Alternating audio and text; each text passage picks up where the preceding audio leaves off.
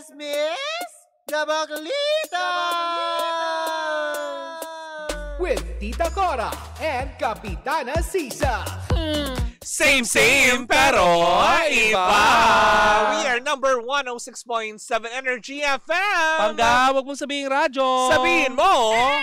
Yon! Hindi natin matatagalin pa dahil ngayong araw na Lunes gusto naming happy ka kaya mamimigay tayo ng papremyo para sa ating Pangga Bingo Plus Panalo. Hatid yan sa atin ang Bingo Plus, Bingo sa Saya, Plus sa Panalo.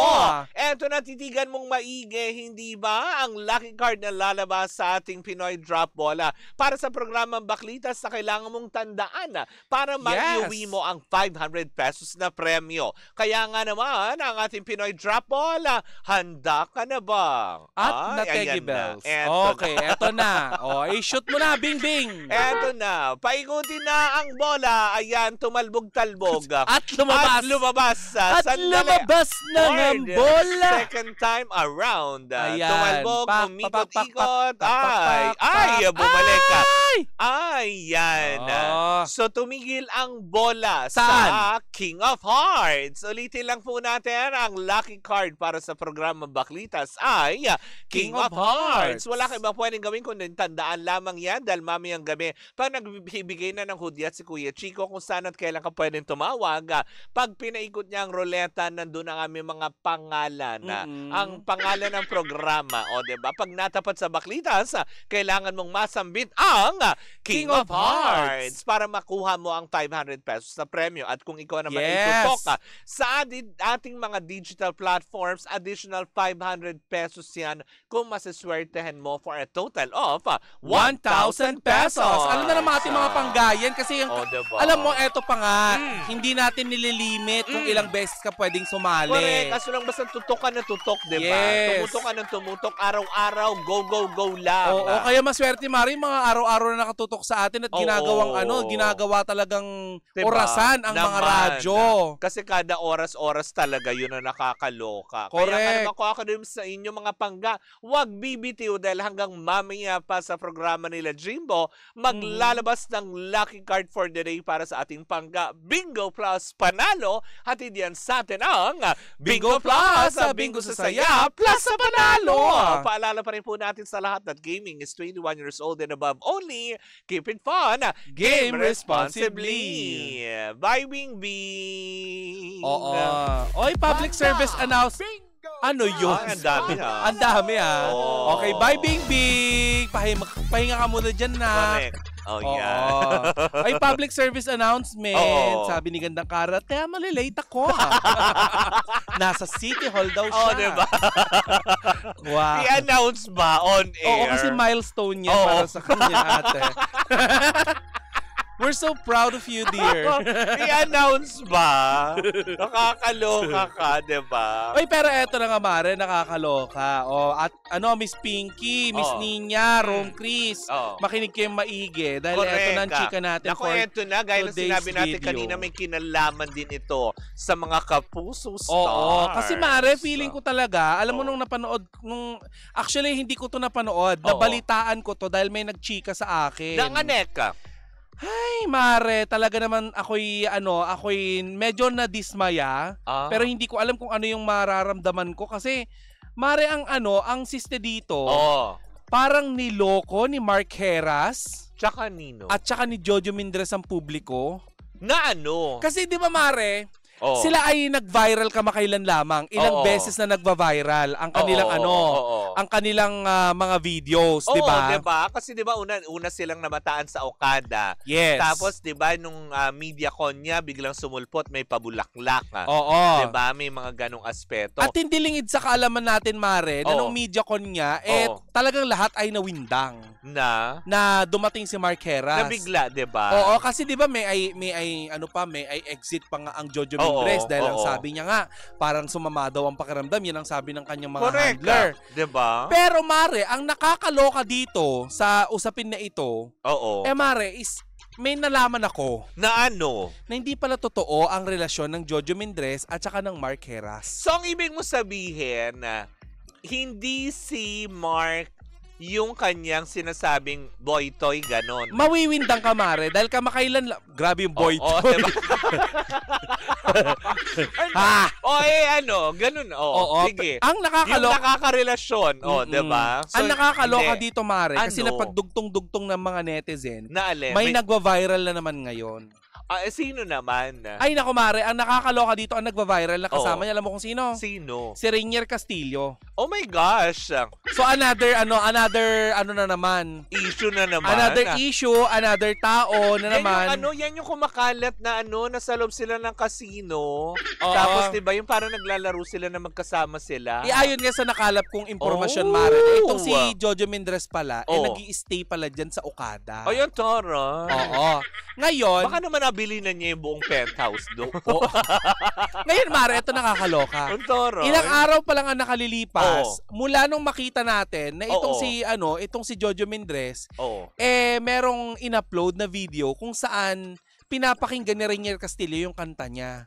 Pero, Mare, iba ang nakarating sa akin. Ano? May parang namamagitan nga dito sa dalawa. Chismis yan, ha. Pwede itong pabulaanan ni Mr. Jojo Mendres. Nakakaloka. Kasi, Mare, di ba meron siyang song dito na nagpi-play sa Energy FM? Oo, yun, nandito lang ako. Aking sasamantalahin. So, hindi pala yung kay wag ka muna kumanta. Sino ba yung kumakanta na yan? Ba't kasi kumakanta ka? Michael, ano ba yan? Libra, ano ba yan? Wag ka muna kumanta. Wala pa si Cara. Di ba sinabi ko sa'yo, maghintay ka na i-introhan kita dahil pinag-uusapan pa namin itong si Mark Heras at saka si Jojo Mendres. Si Rainier na pagsabihan bago mo yung kumakanta na yan, ha? Yung bago ngayon na nakakaloka. Ano ba yan? Lapitin ng Starstruck. Kaya nga, diba? ano to, Jojo tuhog? Mendres, diba? Di ba alam natin magkaibigan yan si Mark Heras at saka si So isang araw, I won't be surprised kung si Dion Ignacio na ang kasunod. Nakakaloka. At saka ang tanong natin dyan, Mare, anong lotion po ng gamit ninyo? Ganda! Bakit lapitin kayo ng Bakit Starstruck? Diba? Ang ganda. Pero yun nga, Mare, ang nakakaloka. Diba? Naloka ako dito, Mare. Kasi diba nakaraan, may pagchika na. So, ibig sabihin, kinaklaro nila. Wala naman silang inamin in the first place. Wala silang inamin, pero syempre, yung mga galaw nila, Mare, mapag-iisipan mo eh. Diba? Kung kumbaga parang nasa sa tao na yun. Diba? Na bahala kayo mag-isip, diba? Kasi ganun din naman kay Jojo Mendres at kay Mark Heras. Pero diba? ano to, Rainier Castillo? Kumbaga, they have this kind of friendship na hindi naman natin alam kung anong level. Nung Starstruck, Mare, sino talaga ang pinapanood mo? Rainier o Mark Heras? Parehas sila. Between the two. Hindi pwedeng mamili ka lang ng isa. Sinong bias mo sa dalawa? Si Mark. Ako, Jojo Mendres. Kasi, si Mark Alcala. Na jowa daw ni Catherine Bernardo. Na jowa na daw. Wag yung isang Mark na tahimik lang, ha, kasi pinag-uusapan yun ngayon. Nanahimik siya gumagawa. Naku, yung tulay. May ginagawa pa siya maraming tulay ulit. Oo, tinatanong po kayo anong nangyari sa tulay sa sa bandang norte. Kayo daw po yung nun ng DPWH.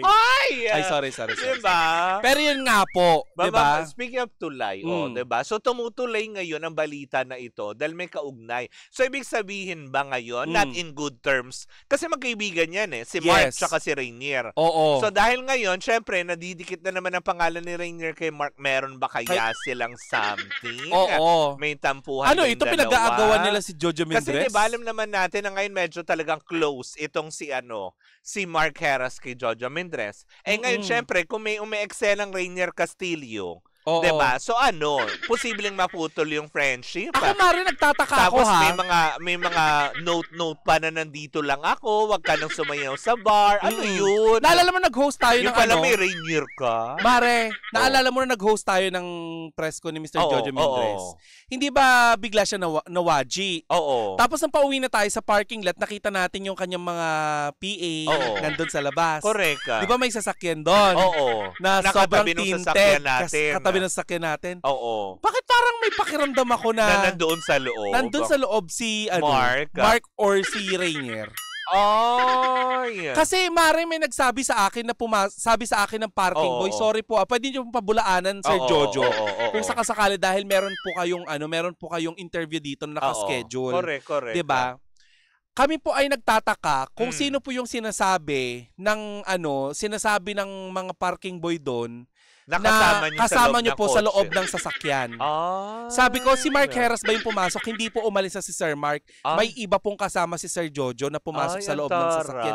Sino po? Kasi po kasama, nung bago po kami umalis sa venue, si Vince at saka yung isa pa niyang si Sir David, nasa loob pa diba kausapan natin Hindi po yung driver ninyo nandun kasi yung driver po ninyo nasa labas. Baka yung manager siguro ng restaurant. Diba? Siguro pinapaalala, Sir Jojo, ito po yung bill po ninyo, ganyan. Masyado po nagtumakaw yung baklitas. Ang dami po nilang kinain. Lalo na po yung baklang... Ito po yung additional po kasi umorder po yung baklang kalbo ng Hoy. Oo nga, Mare. Super eat ka nga pala nun. Pero masama po loob namin. Bakit? Hindi namin tikman yung lechon. Oo nga. Pagpunta namin doon. Wala naubos. Yung pagkatapos... Mama, pwede mo bang sabihin sa amin sino nagtumakaw? Sino ang nag-sharon ng lechon? Diba? Nung araw na yon. Pero hindi, diba? Kidding aside, Pero kasi kung isipin ko, Mark Heras and Rainier Castillo has a good relationship as friends. Kasi, Parang sabay silang lumaki, sabay silang nag-mature. Tapos, dahil lang sa ganitong usapin naman ngayon, magkakaroon sila ng issue sa isa't isa. Posible ba? Dahil kay Jojo Mendrez. Kaya nga. Baka naman kasi talagang, matulungin hindi kayo lang talaga. magkaibigan lang sila. Pero kasi, Mari, iba yung iba yung nagba-viral ngayon dahil sinabi doon na buko na daw nila. Though picture lang naman yung lumalabas ngayon, Mare, pero ang nakakaloka doon. So pinaba-viral. Oo. Well, wala naman din tayong yung karapatan na husgahan. Gusto makita yung picture. Ate. Diba? Paano naman yung ganyang ka-close? Diba? Yung kay Mark Heras dati, 'di ba? Nakita lang sila naglalakad. To, Sir Jojo? Hindi ba po? Sino yung nagbe-message? Bakit may lumilitaw sa Hindi, may Pak! Sir Jojo, paano niyo po ipapaliwanag ito? Ano ito? Diba? Hindi ba pwedeng mo yun? Baka naman binibenta lang siya ng cellphone dyan ni Rainier. Ha? Bili mo naman. Nagtitinda ba ng cellphone si Rainier? Parang, cellphone ba yung hawak ni Rainier o wallet? Ay, ang taray. So, nagbigay ng wallet? Kasi Mari, tignan mo, parang hindi naman cellphone yung hawak ni Rainier. Ay, so na? Nagbigay ng nag-Gcashan, ganyan. Ay! So, may pagbigay, gano'n. Alam mo na, ako, parang naku-curious ka. Naku-curious talaga ako kung ano namamagitan sa pagitan nitong namamagitan between Jojo Mendrez and Rainier Castillo. kasi alam ko in na relationship din tong si diba may Rainier Castillo. Din? Alam ko, may Junakis din. May anak din. Diba, na nakakaloka. Kasi nga, Mare, diba, may mga chika-chika dati, may mga bumubulong-bulong sa akin na intayin mo magsasalita yung asawa ni Mark Heras, which is hindi nangyari. Hindi nangyari. Kasi isa pang chika ngayon. So, ibig sabihin, totoo na wala nga talaga silang relasyon. Yes, kasi hindi nagsalita yung asawa. So, ngayon, antabayanan natin. Kung yung partner ni Rainier Castillo ang magsasalita. Oh my gosh. Diba? Yan ang malaking pasabog. Diba? Kasi kung totoo man ito, Sir Jojo, ano yun? Diba magkaibigan? Hindi, baka talagang matulungin man din siya. Gaya na sinabi ko kanina, diba? Whatever they have, diba? Kung anumang relasyon na meron sila, diba? Who are we to judge? Diba? Na wala naman tayong karapatan Diba? Kung nagmamahalan sila, kung totoo, then let them be. Yes. Diba? Parang tipong, bakit natin kailangan husgahan porket sila yung magkasama, siya yung natutulungan, siya yung ganito. Pero hindi ko naman sinasabi na meron. Diba? Gaya ng sinabi mo kanina, open po ang baklitas para po sa paglilinaw, lalo kay Rainier Castillo. Diba? So ayaw na ni Sir Jojo ng average Joe? Ayaw daw niya na may pangasakila. Diba? Kailangan buo. Oo. Kailangan daw makapal yung kilay. Pero ang gwapo talaga pa rin niya, Though naging dad bod na si Rainier Castillo. Oo, diba? Diba? Kung totoo man to, Sir Jojo, abay, kayo ang pinakamapalad na alam mo, I won't be surprised if one of these days, diba? Kasi yan ang magkakatropa. Sila Mark, si Rainier, sila James Blanco. Oo. Yan. Gusto ko makausap si Sir Jojo. Have you seen James Blanco now? Yes, of course. I won't be surprised if one day siya rin ang kasakasama ni Sir Jojo. Ay, oo nga, diba? Na Well, hindi ko naman sinasabing kasi siya. starstruck talaga ang mga Diba? makapuso talaga ang gusto niya yata. Batch 1 talaga yung ginusto, gano'n. Oo. Ang kinukompleto po ba? Final 4? Hindi naman po namin kine-question po ninyo kung ano po yung lotion na Susunod sila, gamit Yasmin. ninyo. Oo. Hindi. Hoy, hindi. Ha? Bakit? No. Ano Diba? yan? Nakakaloka. Pero Sir Jojo, kung sakasakali magkaroon ng pagkakataon na ang Baklitas po ang mapagbigyan ninyo na makapanayam kayo, 'di ba? Sana po ay linawin niyo tong mga issue na ito kasi Correct. una sa lahat si Mark Harris po ay may asawa. Itong si Rainier Castillo, Diane Quezon, ang asawa ni Rainier Castillo. 'di ba? Well, wag na natin po siyang idamay dito kasi as of now hindi naman siya nadadrag. Let's not talk about people. Hindi mas maganda Mare kung hindi magsalita na rin si Diane Quezon kung ano ba talagang nalalaman niya. Diba? Pero let's not judge her. Let's not, alam mo 'yon, na ihiwalay natin si Diane. Na bombahin natin dahil Diane is a very private person. Ako, carry lang bombahin. Talaga pero ba? hindi sa West Philippine Sea? Ng tubig. Wow. Yes, hindi bobombahin ng werabut ng kekera ha. Linis agad yun. Correct. Diba? Yes. Ganun kalakas yung bidet marimo, no? Bagyo! Bagyo!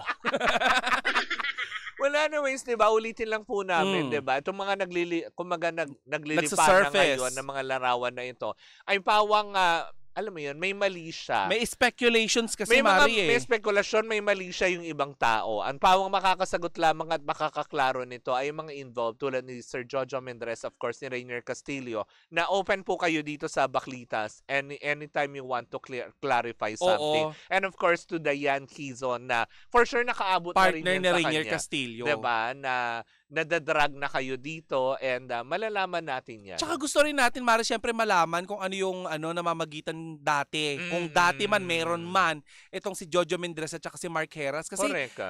Panay ang deny ni Mark, 'di ba? Pero bakit hindi namamatay ang issue? Tama, 'di ba? Yung mga ganong. Ibig sabihin, sabi nga nila, 'di ba, pag may usok, may apoy. 'Di ba? So ibig sabihin, the fire is still there. Correct. Between them. Baka naman nagkaroon ng problema kaya may Rainier Castillo on the side. Correct. Kasi sinusubukan natin, Mare, na na itanong kay Sir Jojo kailan siya pwedeng ma-interview. Correct. Dahil nga 'di ba, meron siyang song na nagpe-play dito sa Energy FM. Yes. Dama ko dun sa mama na parang na parang baka mama ka naman. Mami? Dama ko sa mami? Dama ko dun sa sa kay Sir Jojo na parang hindi pa siya handa yata na magsalita. Ayan. So, aabangan talaga natin kung ano ba talaga. Gaya nga ng sinabi, hanggat wala tayong naririnig na kompirmasyon na pagka-clarify sa issue na to, let's not jump into conclusion first, diba? Bilang Marites, alamin muna natin. Pero syempre, diba, hindi mo rin maalis sa isip mo yun na baka may problema sila ni Mark, kaya merong o baka si Rainier Castillo at saka ang asawa niya may problema kaya ito'y nalalapit kay Sir Jojo. Kaya ang Rainier ay lapit kay Sir Jojo. So financially problem ganon? Hindi natin alam kung ganon. Diba? Kakantahan din? Financially, Mari, walang question kay Sir Jojo. Nandito lang din ba ako? Di kita iiwan. Oo nga. Nandito lang ako. Hindi kaya hindi para kay diba? Kay Mark Heras yun, kundi para kay Rainier Castillo. Mali mo sa lahat. Diba? Why choose one when you can have both? Diba? Nakaka-intriga yun, diba? Nanonood ang kanyang handler, si Kuya David. Kuya David, i-schedule na natin kung kailan pwedeng ma-interview yung makapagklaruhan ng mga bagay-bagay. Ng bonggang-bongga. Ay, sobrang OT na natin, Mare. Correct. So, ang dami ko pang pwedeng i-chika, pero Correct. I-confirm ko pa kung trululu ba ito mga to. Pero Mare, bago tayo magpaalam, hindi ba si Ivana Alawi ay pumasok kagabi sa PBB? Yes. Diba? Hindi naman siya housemate. Hindi ba may kumakalat, Mare, na nag-email ang PBB kay Sir Jojo?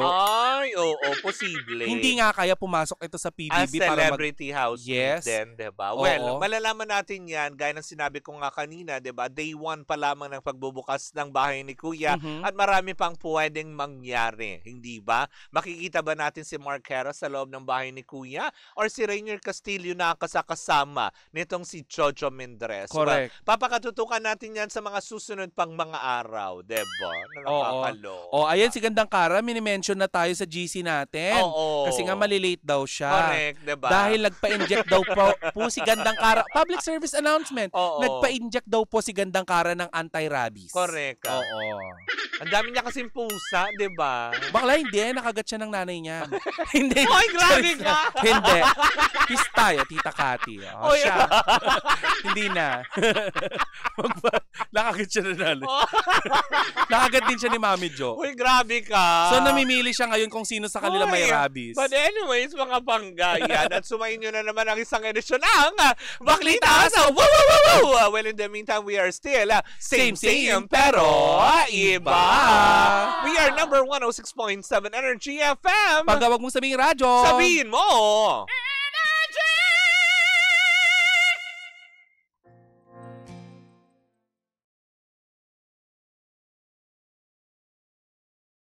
Hi Pangga! Ako po si Gandang Kara and don't forget to follow us sa lahat ng mga social media platforms namin at Energy FM 106.7 sa Facebook, sa Twitter, Instagram, YouTube, and TikTok. At samahan mo na rin ako sa aking programang Hot Stories na lagi po akong live 12 noon hanggang 3 p.m. sa TikTok Live or sa Facebook Live. Ako po ang nag-iisang chicks ng radyo, si Gandang Kara. Pangga, wag mo sabihin radyo, sabihin mo Energy!